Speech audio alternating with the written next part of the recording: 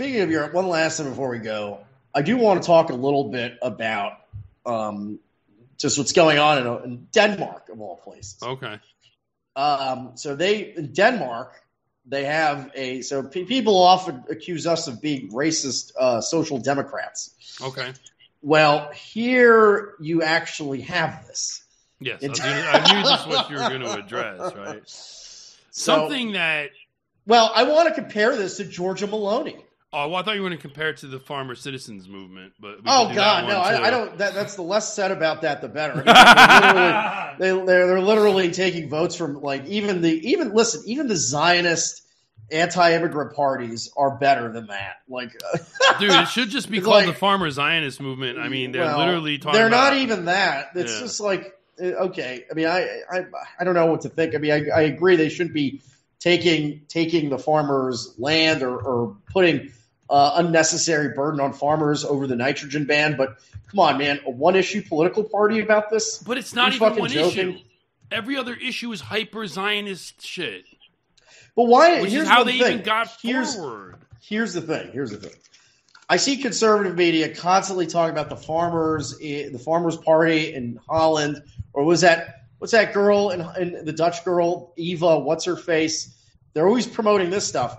Never hear anything about how Denmark is one of the few countries that's actually cutting immigration. That's actually having success in actually numerically dropping immigration by 80%. Dude, if they talk about it, they'll just call them racist Nazi leftists. They will do it. Okay, because I believe even internal EU immigration has fallen like 30%. Asylum applications have fallen 82%. 82% in this country. That's in Denmark. In Denmark. Okay, because I know the rest of Europe it's going back up. So, Giorgia Meloni, listen, I agree with Giorgia Meloni's policy on surrogacy. She bans, and she actually said, get this, the Italian government said, we're against surrogacy in part because it's racist, because white people get more money. White mothers get more money for surrogate children than black mothers. Let me explain something. In Italy, are you saying there this? Is not there's not a socially conservative yet non-racial issue that conservatives around the world won't actually racialize to be anti-white. They did it with abortion. They did it with abortion. Conservatives, one of their major things about abortion is its genocide of blacks. Now, when blacks say that, I'm like, okay, I see it, I get it. I'm not going to counter-signal you. I understand your view on that, and that you have a right to that thing, whatever, I get it. But when white people feel like they're only... It's literally like blacks like it, so it's okay. And I'm just like, shut. Just yeah. It's just it further morally. But this is I think, one of the reasons this kind of talk. Black pop. But here's the thing: in America, you could at least make a political argument. It's like, we want to get black votes. In Italy, there's all jokes aside, there's no actual black population there. No, not to even when people hear that. When you hear this, we're banning surrogacy, international surrogacy, because white mothers get more money than black ones. Do you really want Italian orphans adopted by blacks? Do you think? Well, here's the thing. Do you think far right Italian people that vote for Giorgia Meloni, especially, care about that, or aren't just confused? Or there's a further implication, which is when we want multiracial, I don't know. I don't know what it is, but whatever it is, let's compare and contrast to that. Record numbers of aliens coming into Italian soil under this government, the Meloni government, the Zionist neocon government. And I'll compare it to the Danish Social Democrats. These are the most popular. So the Danish Social Democrats in 2019 did a complete 180 on this issue. It's a woman, too. It's a woman, yes. It's Mette Fredriksson. And actually, the stuff they're doing, listen, it doesn't go as far as I would want it to. But there's a lot of non-whites in Denmark that are just packing up and leaving. They have. So first of all, once this government took power in 2008, by the way, it's the most popular the Danish Social Democrats have been in decades. They've never been more popular than they are right now. Dude. And actually in an era where social democrats were on the decline all around Europe, these people have been the notable exception. Now, I remember. What does that tell you? Most people don't have a problem. Hear me, conservatives. Most people don't actually have that big of a problem with the environmental, social benefit, or any other agenda items that social democrats usually have. Yeah. The problem people have is their positions on race, culture, and immigration. Yeah. That's why the Danish social democrats are popular, while the other surrounding countries, if you're a social democrat in many places, you are simply a non-starter. The socialism boogeyman, I'll never forget a story somebody told me, which is that they were going out to visit a friend in a more rural part of the country, and they had a New York license plate on their car. And as they were entering, they saw the person taking a toll. There was a boomer at a toll booth look askance at their license plate and be like, "Don't worry, I'm just visiting. I'm not one of these New Yorkers here to come and mess up your nice little area," right? He said that, right? Yeah. And the guy's like, Yeah, we don't need these liberals coming in and bringing all their socialism and stuff. And he said, "Well, is it the socialism, or is it all like the gays and the blacks and the immigrants?" And he's like, "Yeah, that's what I mean." So in some sense, people in their minds get these things all twisted, right? You never know exactly what someone's thinking. But what's funny is, yes, and in fact, conservatives tacitly, as Darrell Brooks would say, tacitly admit this when they do culture war stuff. But they do culture war stuff, and then they hide the white guy. They hide Whitey. They make Whitey these culture wars for blacks. Blacks are conservatives. It's not true. But anyway, here's the article from. I remember this woman. I'll send you this article. This article. Well, this headline is interesting. This is from 2019. This woman first came to my attention when I saw the left bitching about her like this, and I kind of forgot about it off and on. But here's literally this is from 2019. In the Nation, the European left's dangerous anti-immigrant turn. Now they only are talking about Denmark. They're not actually talking about the overall European, or maybe they're worried that other European lefts will follow this example because, hey, if it's good for right wing, it's good for left wing. The left wing can adopt an anti-immigrant position and become more popular too. Right. And it's also actually perfectly for these well. parties, some of these parties in Western Europe that are social democrats, like they have an existential problem where they're effectively relegated to third party status, fourth party status in some places. Well, look at the French socialists. Additionally, if you are a Scandinavian or something, and you've got this welfare state, and you've been used to doing politics on the basis of defending the welfare state, defending the social benefits that Danes get or Norwegians get, defending the social state, because there's always been some like conservative attacks on it and things like that. There's been a back and forth on that. And usually they win because it's popular. But if that's just what your politics have been based on, this woman looks a little older. You know, she's probably in her 50s or something like that. Maybe I'm not exactly. That definitely looks like she's at least that old. She probably just grew up valuing that. But the immigrants, the one trick, the right wing. Remember when we had that Swedish woman on? What's her name? And she actually said that some of the conservatives initially were keen on it because it would be dismantling for the Look at the Cato Institute, Alex Nowistra or whatever. Oh, they openly tell say, you, see, we in want Europe, to have that kind of shit. That's American. Alex Nowistra at the Cato Institute, he says openly, again, it's all about interpretation. The facts are the facts. You can say this is a racist opinion, but the facts are the facts. And so his interpretation is that he says openly, multiculturalism reduces social solidarity. And that's why I support immigration. Yeah. He's basically like, I like immigration because it makes the welfare state impossible. It's great. And he says it was he makes all social solidarity. He says, well, you know, the prospect of cutting Medicaid, Medicare, and Social Security is on the table now because young immigrants won't want to pay for old white people. Okay? He'll say things like that. And young white people won't. If we say that we're Nazis and racists, which I don't care, I embrace both. But if he says that, then conservatives start retweeting him. Yeah, start retweeting him. I mean, it's a fringe opinion, but he works for David Boaz at the way he puts things are bombastic and inflammatory. But that's where the money is in the right wing. The money is behind people like that. Yeah. There's no money for the Center for Immigration Studies. I mean, his pitch is literally... So you're going to get his view. You're going to get more of his view, at least. And his pitch is literally like, okay, boomer, you don't like socialism. Here's how we destroy it. Right. We fill the country with all kinds of brown people from around the world. Right. It's great. Yes, because they won't go necessarily. They'll go even as far as say, well, we need less low IQ immigration from Central America and more high IQ immigration from India and China. Why do I want people to compete with whites? Why? Well, they want people to compete with whites. I don't.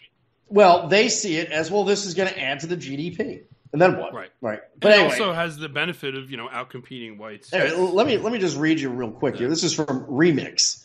Danish left-wing government's continued push against mass migration is producing tangible results, including a dramatic reduction in asylum seekers, as well as a sharp reduction in overall immigration. Oh, Remix, so this is like a European anti-immigrant site, right? Yeah, I've read this here, site before. French newspaper Le Figaro describes Denmark's policies as unimaginable in France, noting that for 20 years, Denmark has been pursuing the same policy. 20 years. Initiated by the right wing when it came to power in 2001, never questioned, and then continued by the Social Democrat left. Denmark's policy is characterized by drastic reduction in migration flows, demanding integration program, difficult access to nationality, and from now on, the willingness to use a third country outside of Europe to process visa applications. According to the French newspaper, Denmark's approach to immigration is described as restrictive at every level, including from the moment migrants enter the country to the point they apply for housing, social benefits, and work. So here's something that they did that's very interesting. Again, not going as far as they're testing the European Union. They're going as far as they can within the European Union milieu, right? Right. So and Denmark has always been known as like a very compliant EU country. Yeah. Like I mean, this is not nearly enough. There's still immigrants coming in. But let me just see, like, for example, one thing is that when asylum seekers arrive in Denmark, they actually have to, like, the government, like the police will literally steal your jewelry. They'll take your jewelry to pay for your stay. Hey, look, it's called the jewelry law. It's like if you have like valuables on your person, it's now the property of the Danish government as soon as you arrive or you pass your stay. You would get conservatives in America fighting for every last beaner. Oh yeah, against something like that. Oh yeah. How dare you take that beaner's watch? It's private property. and another thing too is that they have a rule where it's like they have a rule where there's no neighborhood can be more than 30% non-Danish. So I mean the fact that that's actually a rule. That's a law that they actually and get this. They were saying this is racist because Ukrainians are exempt. Maybe they shouldn't be. I'm joking. Yeah, so Ukrainians are exempt from all these rules, by the way. Now, here's one thing I'll say. Ukrainians are white, but there are problems with them, them being integrated into a lot of these. There are issues. Always going to be these issues, yeah. Like someone was showing, like they have there's Somali crime is something unbelievable, but like you have also people from Baltic countries. It's not even just crime; it's attitudes. People they're different. Yeah. They've been living in completely different societies for a while. But the fact that the government doesn't also feel really entitled. That's something to feel bitch about. If it was a conservative government, they would feel like they have to, just for the sake of optics, treat the Ukrainians the same as they would an African. Right. Okay? Yes. We can't possibly say that's the same. They would pretend like they didn't get what you were bitching about if you even brought it up. Right. It's like, okay, everyone, these are all asylum seekers. Yeah. They all have to apply to the same rules. So irritating. No, this government actually makes a fucking direct racial what's funny? Exclusion. And the other thing is, here's what does it mean to be Danish? If you didn't know, you wouldn't ask. Fuck off, right? So, but the thing is, and effectively what they're saying by exempting Ukrainians is like whites are also exempt. Do you think an American white person? No, Europeans from wherever in Europe are exempt from these rules. There you go. Yeah, it's blatantly racial. It's just open. Yes. And probably even America. You could probably and here's another thing they do that makes people criticize them. is they actually track crime. This is unusual in Europe. Yeah. They track crime regardless of whether you're born there or not. They track crime based on your. This is what Remix says. It says, while countries like Germany are racing to hide migrant crime, Denmark has the most transparent data on the topic of any country in the Western world. It not only tracks migrant crime, but breaks this data down between European and non-European offenders. There you go. So they probably track crime not even as like Danish and non-Danish, just like white and non-white. Yes. There's probably a category of Danish as well. And of course they're hard. They're very hard. They're harder on immigrant crime than even native crime. That's another thing that, so they're doing everything right now. They get some cover because they're actually, of course, they seem to be teaming up with some Zionist elements.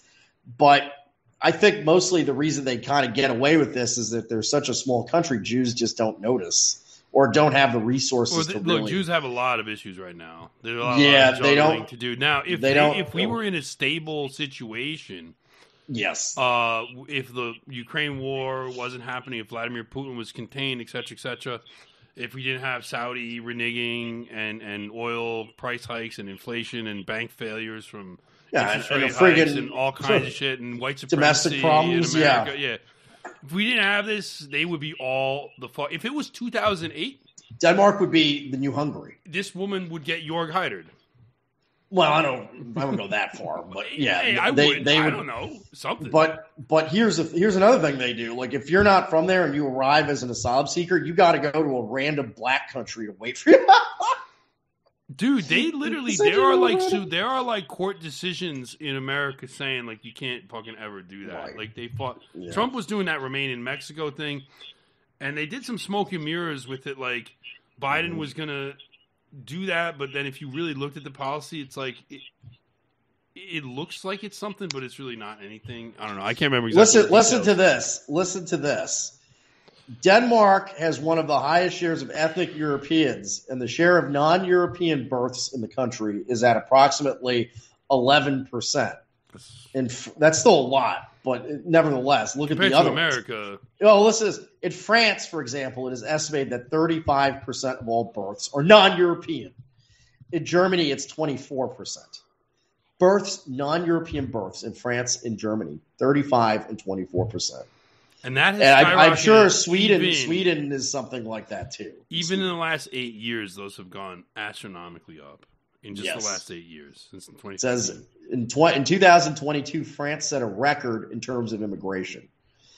So this is like what I mean. Like, again, I want to fully replace these entire governments. That's my agenda. Okay, but with that said, if you're doing the whole, let's work within the Pepsi-Coke dynamic thing, why are you wasting time trying to convince conservatives? Like, the people you have to convince are the people that fight conservatives. Dude, I mean, you would be better, because here's the thing. In the conservative liberal dynamic, or the conservative leftist socialist capitalist dynamic, if you make our arguments, which is like the immigration is actually making your socialism impossible, you might get leftists to blink. Conservatives will be like, I love immigration now. You're going to get David Boaz in the Cato Institute. Yeah. So this is what I mean. Like, particularly if you're in Europe, if you're going for this American style, owning the libs. I don't know I'll be honest, I don't know if in America this will work because it's so hair trigger about race shit on the left. It's like, well, it's not. They were like this in Denmark too. But something. I don't know. There's just a cultural. I mean, what real difference is there? I mean, there are differences in the internal histories and dynamics of Denmark and, say, Sweden, and yet Sweden is now 60% Swedish or something. So that's true, yeah. So I mean, clearly the dynamics are not that dissimilar between them, and yet one country went one way, much smaller, and therefore they have fast. They have 6 million people, while Sweden has 11 million. Physically, very small. Yeah, but then they have the Netherlands. Nevertheless, Germany is right there. Germany's right next door. How is this not, trickling into your country? Is it trickling into the Netherlands, trickles into all over the place. I mean, they have. So, again, this is a good model. And it also shows, like, hey, this shows you something that if the Social Democrats, if right-wingers campaign on this and the Social Democrats take the issue from them, conservatives don't really have anything left. Right. So, particularly because they don't follow through. This is something that they should look out for as they try to loosen some of the anti-immigration positions on the right in America in order to, in their minds, to placate Mexicans or whatever. You're just going to lose all your elections. Yeah. Which is already sort of happening. So yeah, this is all I wanted to say about this. Is that this is quite impressive for, again, not the perfect system at all. 11% of your newborns being non-European is shocking. Should be shocking to any part of Europe. But nevertheless, look at how much better this is than in countries that have ostensibly right-wing governments. You know, what is Remix is a good site. I've always kind of liked it. It's some. It's just. It looks like it's just. I also, by the way, I saw a documentary about Denmark because this is, of course, all the NGOs are really upset about this. Again, it shows you something. Yeah, there is pushback. People calling NGOs liberal. Well, here's a social democratic utopia that disagrees with them on one issue. And look at the massive pressure they're under from these NGOs. Right. Because it's all really about, the NGOs are really just about the Jewish agenda. That's just about a Jewish globalist agenda. Right. And so this is actually interesting. This is too long to watch the whole thing. But I want to send you this for reference sake, that they have a documentary by a guy from Zimbabwe that lives in Denmark talking about his experience. This is from a year ago. His experience. He's a filmmaker. Structural racism caught live on camera. It's like, okay, bro. I can't live in this country anymore because they keep, I want to watch this for a second. Yeah. He's like a bug black, of course. Yeah. Hi. I'm sitting in the car and drinking tea. Yeah, okay. Have you seen these bug blacks? And in about the Danish have it. They're kicking 2 them minutes, I'm going to get a phone call on my cell phone from a government official in Denmark, in the second capital city of Aarhus. But right now I'm not in Aarhus. I'm actually in another city called Viborg, because my Danish partner, my lady, she's today is the day she's defending her last thesis. She's handed in her final thesis. Of course. Now she's doing the oral exam, which essentially means after today she graduates. So I'm filming. Dude, get to the point. Well, it's 28 minutes of this, so posterity, and to show the world the kind of policies that Denmark has put in place in regards to foreign people like myself, regardless of the fact that my lady, my partner, she's Danish. Dude, I wonder if it's actually not just like a dude they're talking about. But yeah, anyway. Danish. We are expecting a child in 3 months, a girl who's going to be a Danish citizen. The government would still call me to, quote unquote, they are obliged to call me and tell me about my rights to repatriation. And I consider it a form of psychological harassment against foreigners, especially when I came to Denmark. They invited me to this country because of my literature, my work, which criticizes the dictatorship in my, where I was born. And they know that I was not. Yeah, because in where he's born, they don't want to eat the poo poo, and so you probably wrote stuff criticizing. It's probably actually anti-Mugabe stuff. Yeah, it could be. Very well could be. Anyway, I'll probably watch that more later on. It's too boring. Dude, that shit is fucking. That's funny, but like they keep calling me to tell you of my rights to. That's so. It is kind of. He's not. He's not entirely wrong. It is a kind of way, like, hey, bro, you have a right to go back home at any time. Well, the Danish government also takes out like ads in major newspapers in Africa and parts of the Middle East, where they say, don't come to Denmark. Don't come here. It literally says that, don't come to Denmark because we're going to take your fucking jewelry and to pay for send you back. Yeah. Like, that's what it says. Like, so they're serious. Wow. This is like things. Imagine Donald Trump doing even an iota of this type of thing. Well, why don't they do that in America for Guatemala, for El Salvador? People would have loved it. Yep. We would just like people. How about this? Instead of yeah. People didn't give a shit about the pearl clutching over the babies in cages shit. No one cared. There was actually a very defensible reason for doing it because the child trafficking could be going on. But additionally, people just didn't care. They're like, well, don't bring don't do it then. Just stay home, right? I mean, the whole point of that was the whole separating families lie. They were separating people that claim to be families, which is not usually the case. Right. But and undocumented people coming across the border with a bunch of kids. The point was like, don't come here, especially with your family, because they some of these people were also bringing their families because they were instructed by NGOs that if you bring kids with you, they have to let you stay. Yeah, and so the whole point of that was we're going to process you separately. As a way to deter you from coming. That was the idea. And then libtards went nuts with it. And frankly, it was Jeff Sessions' idea. Yes. And we saw what happened to him. Yep. Yeah, the useful people always magically end up on the wrong side of the I'm sure there's some problem with Jeff Sessions or something. Right? I don't really care. That's man. Not the Who point gives of a what shit? We're discussing. Like that. Don't actually me on that. I don't give a shit. Yeah, who gives a fuck? I mean, the point is, though, is that look at how undeterred these fucking Danish women, left liberal Danish Karens. Look at how undeterred they are by this bugman's whining. Yeah. And the fact that you can't even marry a Danish citizen, apparently, I think that's what I'm getting from this video. Because he keeps saying, why isn't he, if it's a woman and he's having a kid, why aren't they married? Why is he my partner, my partner, my partner? Right. Well, either way, like, good for them. This is a good model. Yes, I'm a racist social democrat because I actually want to get things done. It appears like the racial social democrats are doing a better job, even if it's not totally as far as we would go. But maybe these things could be incremental. Well, it's all about start somewhere. It may be a postmodern age, but we still have to have some modern statistics here.